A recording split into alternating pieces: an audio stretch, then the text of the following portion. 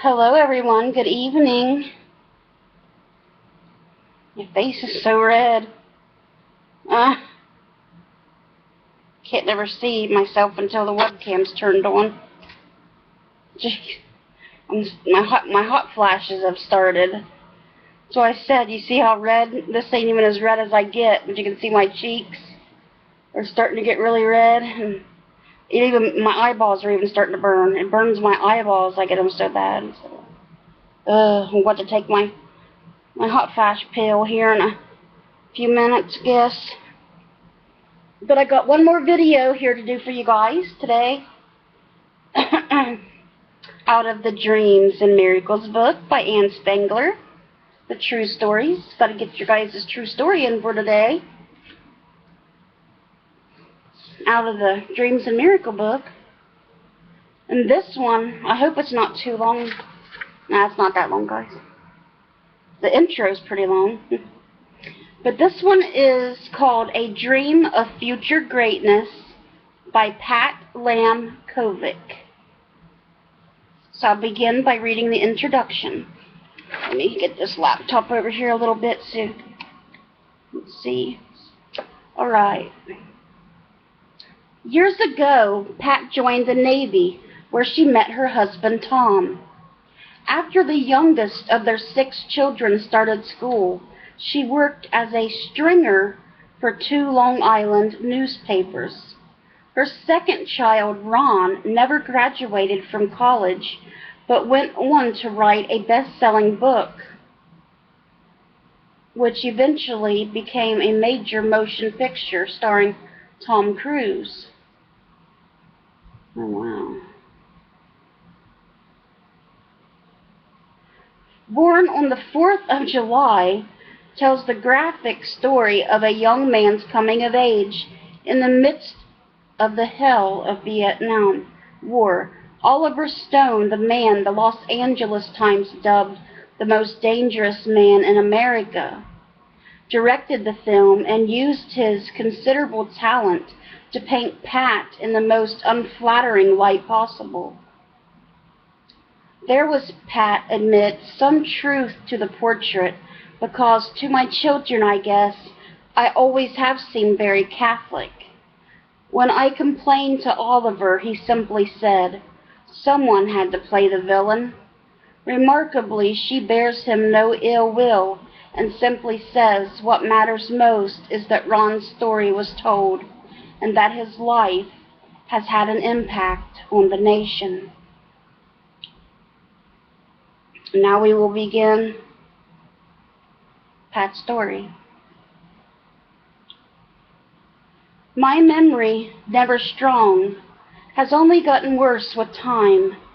It's hardly surprising, then, that I cannot remember a single dream of any significance except one I had more than 35 years ago. It was about my son Ron. The scene was of a presidential convention with red, white, and blue bunting men wearing straw hats, a podium, a microphone, speeches, and the noise of many voices. I did not know who the front runner was, nor what the issues were. I only knew I was there with my 14-year-old son. Suddenly, a man approached and tapped me on the shoulder. He pointed to Ron and said, "Your son will be the man of his generation." That was all. Then I woke up. I laughed about it when I told my husband, Tom, the next morning. It seemed so preposterous, but that's how dreams are. I didn't remember my dream until years later, when Ronnie was addressing the Democratic National Convention. Ron was born on the 4th of July, 1946, in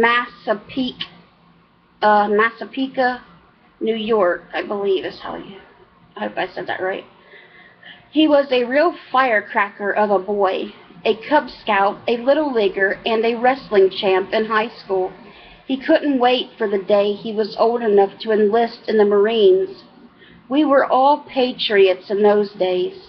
He signed on for 2 tours of duty in Vietnam and wanted more than anything to return a hero to his country. In 1968, his wish came true. My son came home a hero, a 20-year-old who had been hit in the shoulder by a sniper fire. He would never walk again. Ron was a paraplegic. The horror of what had happened to him and thousands of others in that pointless war took a while to sink in. But when it did, it began to speak against the war in Vietnam with a passion that surprised us all. Here's how he describes it in Born on the 4th of July. I went totally into speaking out against the war after that. I went into it the same way I'd gone into everything else I've wanted to do in my life. The way I'd gone into pole vaulting or baseball or the Marines. But this was something that meant much more than being an athlete or a Marine. I could see that this thing, this body, I had trained so hard to be strong and quick, this body I now dragged around with me like an empty corpse, was to mean much more than I had ever realized. Much more than I'd known the night I cried into my pillow in Massapequa because my youth had been desecrated, my physical humanity defiled. I think I honestly believed that if only I could speak out to enough people, I could stop the war myself. Yes, let them get a look at me. Let them be reminded of what they'd done when they'd sent my generation off to war. There was no end to what I had to tell them. And tell them he did. Ron was interviewed on national television when he and other veterans disrupted the 1972 Republican National Convention. Then, in 1976, he was invited to address the Democratic National Convention. Relentlessly, he spoke out at rallies, in newspapers on prime time, in a book and a movie that told the story of an American tragedy. My son had indeed become the man of his generation. Ron paid a tremendous price to address the nation about a conflict that troubled its soul. But he stood in the midst of his suffering and told the truth as he saw it. I will never believe his agony as he'd been in vain. My prayer for Ron, for our country, is that the story of the man of his generation will not be forgotten, that it will instead live on, strong enough to shape the hearts and minds of the men of this generation and every generation yet to come.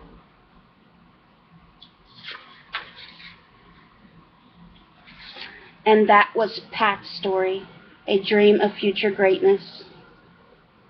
I hope you guys enjoyed Pat's story, and God willing, I'll be back tomorrow with you guys another one, and that story will be A Dream of Warning by David Flaherty.